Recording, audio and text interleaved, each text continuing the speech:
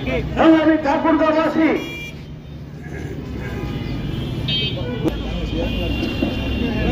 সভাপতি উপস্থিত আদিবাসী সহ আশেপাশে হয়তো আইনজীবী, বুদ্ধিজীবী, বিভিন্ন অঙ্গ সংগঠনের নেতৃবৃন্দ উপস্থিত রয়েছেন। সবাইকে ধন্যবাদ জানাই। রাজনৈতিক দল ও বিবেকবান ব্যক্তিবর্গের সমর্থন ও সহযোগিতার আহ্বান জানাচ্ছি। আপনারা জানেন, ছাত্র জনতার আদিবাসী ছাত্র জনতায় আদিবাসীরা মানববন্ধন পালন করছে। মাননীয় জেলা প্রশাসক মহোদয়ের প্রতি দৃষ্টি রেখে বলতে চাই এবং বর্তমান সরকারের প্রতি দৃষ্টি রেখে বলতে চাই, রাষ্ট্র সবার এই কথাটা সব জাতি বলে, সব দল বলে, এমনকি সব সরকারও বলে আসছে। আবার নির্বাচনের প্রচারণার সময় আমরা শুনতে পাই হিন্দু মুসলিম ভাই ভাই। সেই প্রত্যাশায় আমরা বলতে চাই, আদিবাসীদের উপর অন্যায় অত্যাচার অবিচার যেন না হয়। আপনারা জানেন, অন্তত আদিবাসীদের মধ্যে হত্যা, ধর্ষণ, শিশু বা নারী পাচার নেই বললেই চলে। তাই আলফ্রেড সোরেনের মতো যদি আরেকবার আদিবাসীদেরকে হত্যা করা হয়, বিউটি সোরেনের মতো যদি আরেকবার আদিবাসী মা বোনেরা ধর্ষণের শিকার হয়, তাহলে এই আদিবাসী জনতাই সমচিত হয়ে রাজপথে নেমে জবাব দিতে বাধ্য থাকবে। আমরা চাই শান্তি, কারণ অশান্তি যুদ্ধের চেয়ে ভয়ঙ্কর, এরকম একটি প্রচলিত প্রবাদ আছে। তাই প্রত্যেকটি ধর্মেই শান্তির বাণী দেওয়া হয়েছে। আমাদেরও পবিত্র বাইবেলের হিতোপদেশ 17 অধ্যায় 1 পদে লেখা আছে, শান্তিযুক্ত এক শুষ্ক গ্রাসও ভালো, কিন্তু বিবাদযুক্ত ভোজে পরিপূর্ণ গৃহ ভালো নয়।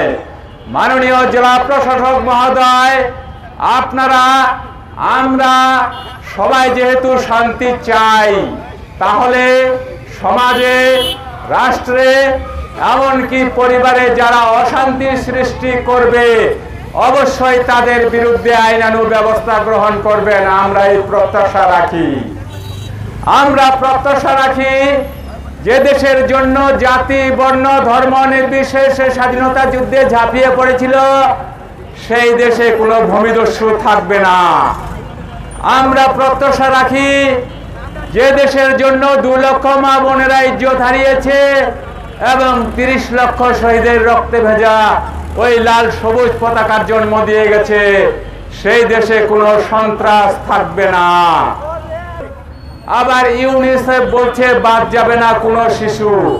তাই যদি হয়, তাহলে এই দেশের হাজার হাজার আদিবাসী শিশু কেন অন্ধকারকে আলিঙ্গন করে মর্যাদাহীনভাবে বেড়ে উঠবে? এদের শিক্ষার আলোকিত পথে আনতে হবে এবং দায়িত্ব নিয়ে এগিয়ে আসতে হবে স্বয়ং সরকার এবং বেসরকারি সংগঠন সহ সমাজের প্রতিটি সচেতন মানুষকে। অজাবা মাহাতের উপর নির্ভরশীল, কারণ মাহাত মহাশয় পরামর্শ দেন 3 চুয়ার পানি 1 দরের তেল হাদিয়া। গুরুত্বপূর্ণ অসুখ হলেও তেল পড়া আর পানি পড়া ছাড়া আদিবাসীদের চিকিৎসার অভাবে অকালে অনেকেরই মৃত্যু হয়েছে বলে জানা গেছে। মাননীয় জেলা প্রশাসক মহোদয়, 71-এর মুক্তিযুদ্ধ, 1952-র ভাষা আন্দোলন, 1855 সালে ব্রিটিশ বিরোধী আন্দোলন, বিভিন্ন স্তরের মানুষ তাদেরকে সমর্থন যুগে আসছি। আজ থেকে না, অনেক দিন ধরেই তাদের বিভিন্ন দাবি দেওয়ার সাথে আমরা একাত্মতা বোধ করছি, পোষণও করছি এবং তাদের দাবির সাথে আমরা ঐক্যমত পোষণ করছি। আজকে যে কথাটা উঠছে যে জুলাই অভ্যুত্থানের প্রেক্ষাপটে যেই আইডিয়াল একটা চিত্র, যে মানুষগুলোকে নিয়ে আদিবাসী, হিন্দু, বৌদ্ধ, খ্রিস্টান এই মানুষের সমন্বয়ে সবার বাংলাদেশে যে চিত্র সামনে নিয়ে আসা হয়েছিল সেই চিত্রকে বাদ দেওয়া হয়েছে গ্রাফিতি হিসাবে, এবং আদিবাসীদের সাংবিধানিক স্বীকৃতির প্রশ্ন সামনে এসেছে। আমরা আশা করব যে আদিবাসী সম্প্রদায়ের যে ন্যূনতম দাবি আছে, তাদের যে সাংস্কৃতিক বিভাজন আছে, সেই বিভাজনগুলোকে বাড়তে না দিয়ে সেগুলোকে ধারণ করে বাংলাদেশ যেমন করে বড় হয়েছে এই বড় হওয়ার দিকে আমাদের যাত্রা শুরু করা দরকার। আমরা আদিবাসী সংস্কৃতির উপরে যে কোনো ধরনের হামলার আমরা তীব্র নিন্দা জানাচ্ছি।